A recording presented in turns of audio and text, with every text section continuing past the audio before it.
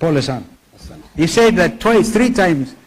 Anapelekwa kwa bush, alafu anaulizana, na hapa iko sawa? Yani hapo wamumalizie hapo. Maximum fear and the terrorism. Thank you, Your Excellency and colleagues who are here, and members of the Fourth Estate. I hope I'll be able to give the story without being emotional. But I want to break it into 2 parts. And part 1 is at the burial the day before and at the burial of Erastus. The day before the burial, Rick G, the former deputy president, called me and he asked me to represent him in that funeral committee with 50,000 shillings. And he also said that he would attend that burial. So when I went there, I found so many people, roughly about 300 of them. And when I spoke to them, because they gathered, I spoke about what Rigiji had told me, pole, kwa familia, and then I've also brought my pole. And then I told them, for what Rigiji is doing in our community or our area, I would be pleased if Rigiji himself, Stephen Kalonzo Musyoka, who is here, somebody like Matiang'i, our brother Eugene, and the rest of them, would join hands and liberate this country from what we are going through. The people who are there were very excited, extremely excited, even to hear that Rigiji was going to come. But more importantly, when they heard that there is intention to bring all of us together so that we can liberate our country. That was the day before. And so I told Rigiji, watu wamepokea vizuri na wamesema unaweza kuja. And therefore, the next day he called me and asked me, can you wait for me in an appointed place so that we can go together? And we did so. And he came and we went. I'm trying to make it short. And on reaching there, we found a very excited crowd. Because I can tell you, on our arrival, an announcement that we have arrived, the crowd went wild. They were cheering. They welcomed us. The MC also did the same. We got a place where to sit. But when we sat, I observed one thing that was unique. That the area MP, one John Kirago Chege, had declined to sit where the VIP tent was, and he decided to go and sit where the Akorino bishops were. And I asked, why would it happen? I just asked somebody. And they said he was offered and he declined. And so we sat in and listened to the people who were speaking, and then we listened to the sermon. Everything was looking okay. But at one point, when the bishop, the main bishop, was preaching, there was sudden influx of young men,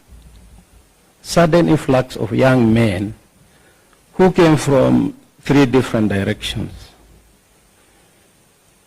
Most of them did not come to stand or sit where we were. What they did is that they sat next to the fence, others near the gate, and the rest were somewhere near the toilets. And at one time I remember I went to the washroom, and there is, now when I was thinking later, there was this one person who had a cape and had a mask, was like hooded, who from afar escorted me to the toilet, though I had my voice. And then he came back and went behind the VIP tent. I did not take offense because I didn't know who he was.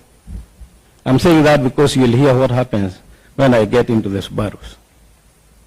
So many people spoke, but I want to bring it to where I was invited by the area MCA.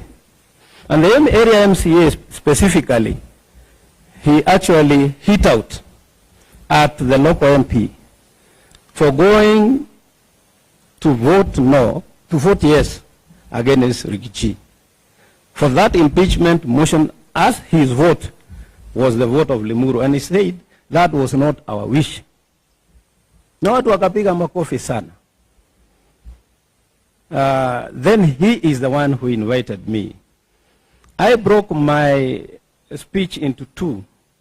One, and I told the people, I'll give message of condolence, which I did. The second, I'll tell you why I will talk about Rigathi. So the first part went on well. Then I came to the second part, and I started talking about how Rigathi had come and decampaigned against me. However, I was now sharing a platform with him because we had decided to bury our interest in the greater interest of the community and the region. And as I started talking about Rigathi, there was a huge surge of youth who came specifically to the VIP tent. And I noted that VIP tent was like a target. So I was speaking and looking at them and trying to bring peace, telling them I'm peaceful, everybody who is here is peaceful. And they said, don't tell us about Rigathi. We would have voted for you, but he told us not to vote for you. I told them, that's fine. Even me, I would even probably not speak to him. But now that we have a common problem, we need to move together. They now started shouting back, said, no, we are not going to allow it. The first person to shout that, I told him, just relax. I explained, then you tell me whether what I've said is okay. But another person, a second one, shouted back. That event was somebody who pulled out the support of the tent. In that tent, I'm seeing now, when I saw the tent was collapsing on him, I kind of stopped. Because I wondered, where am I going? Our visitor is almost going down with the tent. But they pushed me out. Some of them are here. And of course, Rigathi had his own security. They took him to the car, and hell broke loose. They ran after us. And I want to make this clear that they had intentions. Because for the first time, I ran frantically for 2 kilometers. You look like a marathon. And what still is because it was downhill. So by the time I got where I was going, my knees were aching. Yeah, it's not a laughing matter, but we can laugh about it. And then at one time again we got onto the road, and then we saw those guys coming. Then they said, my guys told me, you know, those guys are carrying machetes, they are carrying pangas. Some of them have got these nut rungus. So the best thing you can do, tusipita barabara tena, when they see they can't get you, wataingia kwa boda boda, alafu watafika mahali tuko. And indeed I did that. And therefore we got into one of the houses. I want to believe he's a cousin of Baba Yao, because he so introduced himself. And when we got there, he told us, you are not going to pass through the actual path. Mutapitia kwa majani, mutapitia kwa mahindi, na mutapitia kwa napier grass, and into the forest so that they don't see you. When we explained what was happening. And he quickly said, can you take off? Because probably he imagined what kind of harm there was going to be. So we took off, and we ended up in some road. And one of my PAs, then I told him, now that we are here, what do we do? I cannot go walking to the main road. I don't know what will happen. So he said, we'll ask for a taxi. And he asked for a taxi. And this taxi came, it was very near the main road. And because I knew those guys probably would come to the shopping center of Bibirioni, I decided then I'll tell the taxi to drive me away towards Naivasha. And wherever I'll be, probably I'll look for a vehicle means to get home. And that's what they did. In the meantime, I was trying to call my guys. My driver was not picking. But at least one of the guys picked and he said, it's okay. Vehicles have been hammered. But where we end up to, you just go. We will see what to do.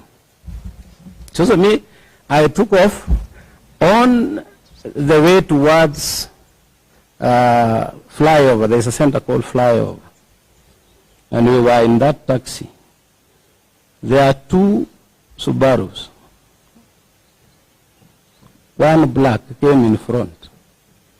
One green was at the back. But the one that came in front just stopped askew in front of us. And then this other one, when we checked, it was just almost knocking the bumper of the taxi. So two guys came from the front one. They opened the rear door. I was seated with the area MCA. I had my phone, and I'm saying that because the area MCA's phone had fallen off. Nilikuwa namuuliza, where is it? He said, I cannot trace it. Tukapiga ikawa inalia lakini haichukuli. Akaniambia imeanguka huko kwa kiwanja.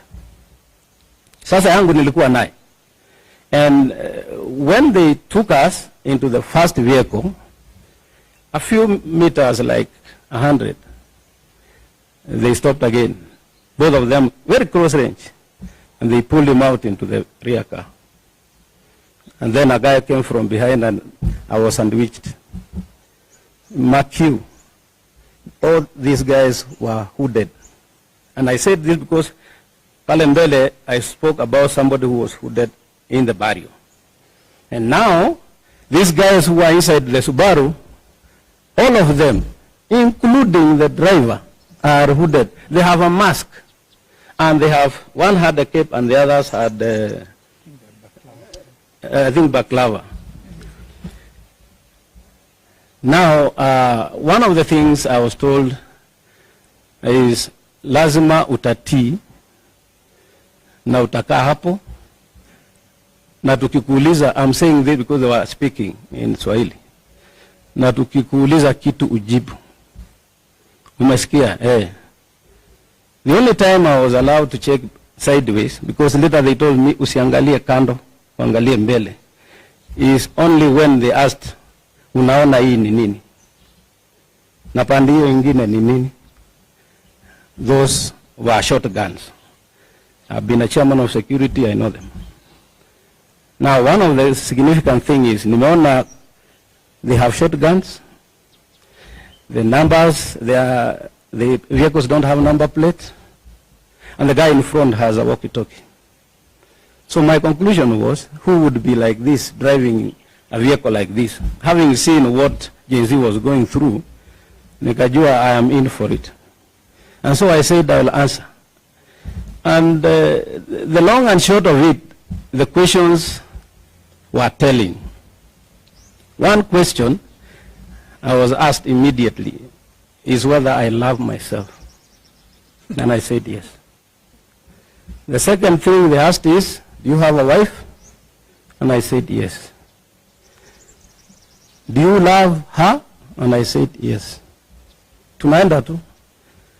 Do you have children? Yes. How many? Nikawambia I have 4 children. 2 boys, 2 girls. Nikaenda kueleza, you are talking too much. You must answer after you are asked a question. So nikasema ndio saa. And therefore they asked, do you have these children? Yes. Wanafanya kazi? Ndio. Unawapenda? Ndio. Haya. Then they kept quiet. Tukafika kwa that place called Flyover. They took the road towards, I think it goes to Thika.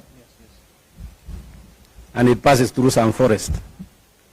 Wakanyamaza, that road is rough. And those guys can drive very roughly. Nilikuwa nasikia pupupu unagonga gongwa tu. And you know now, since they are holding their shotguns here, ikitingika hivi unasikia ni kama you have been shot. So I'm saying my last prayers anyway. You don't know what is happening. And tukafika mahali kuna msitu na kuna stinging nettles. In Kikuyu we call it the fire. I don't know whether that's the right word. Yes. So when we reached there, one of them asked, hapa ni sawa? Akasema hapana. That the other one said no. Tukaenda kidogo, wanaingia kwa msitu. Na hapa? Hapana. Can tell me which road. I think it goes towards that hospital, Kijabi or something. Yes. And they got they stopped at some forest. And then hata mmoja alitoka hapo.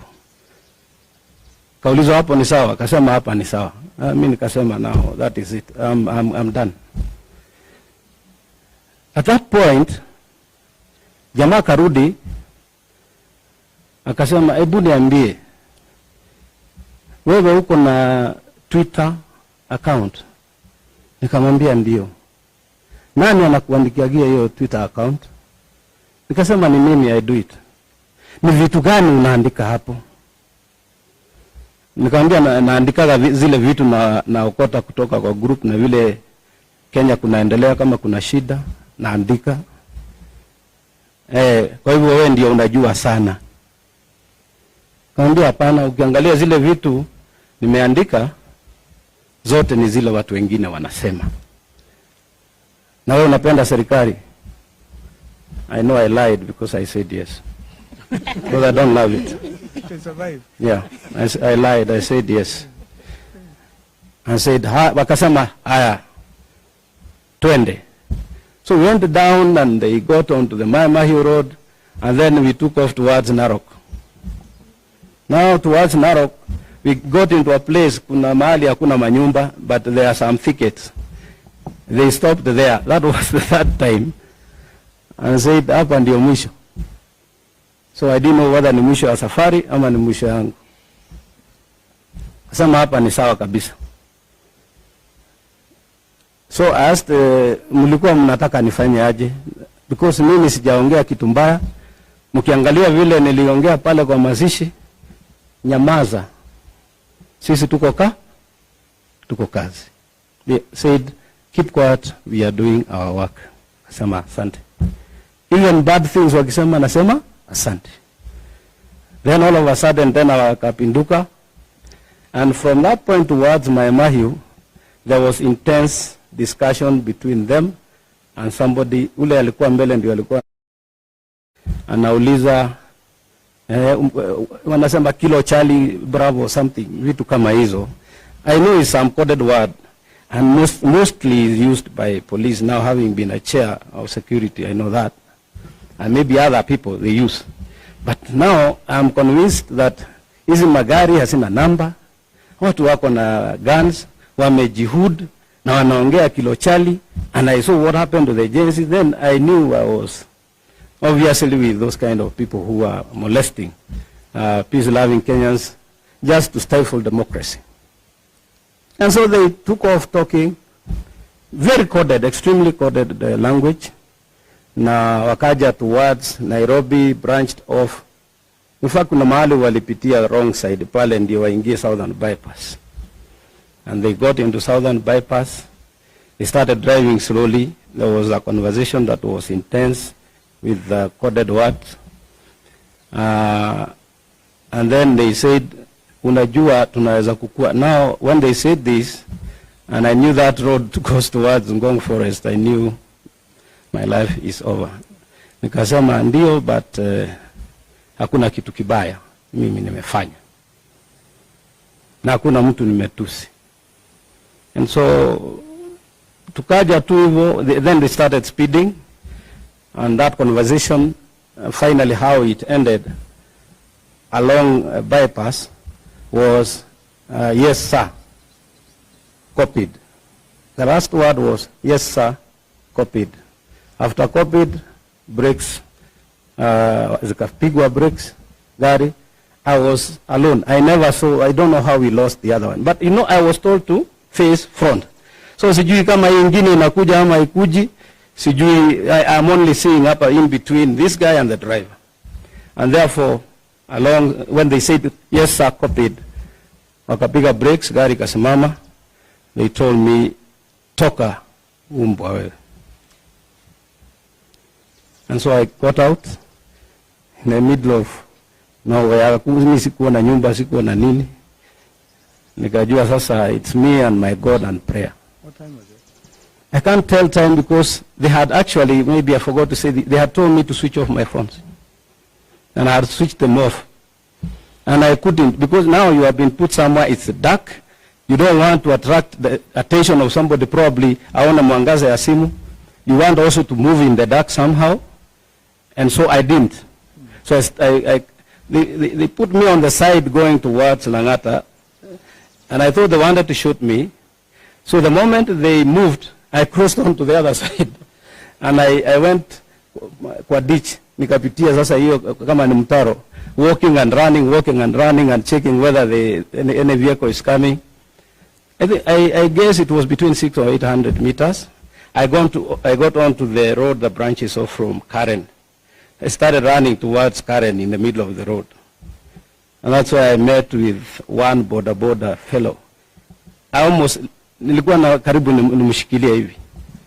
Na muomba tafadhali, shouting. But he stopped mbali. Nikamwambia ni wakora wananichapa. Nipatie lift, hata nitalipa. By the way, those guys never took anything from me. Hawakuchukua simu, hawakuchukua pesa, hawakuchukua anything. So he stopped and said, weka hapo nikufikisha hapa utauawa. And so I told him, drop me at the Great Corner. I knew I would get a taxi. Then along the way, I think he saw it was easy. Nikamwambia nimedropiwa hapo na wakora na nilijua hapo ni pabaya. Akaniambia anaenda Kilimani. Nikamwambia drop me there at Kilimani. So at Kilimani I picked a cab which took me home. Na nikamwambia kijana wangu, you go pay for me the taxi. At least we have evidence that is what has brought me. That is how it was. Well done. Thank you. I guess that is very clear, and you can now see the intensity, the horrific harassment of Kenyans by state-sponsored goons. Of course, they should not be punished. And as we said in our statement, an attack on one, on all Kenyans. Thank you so much.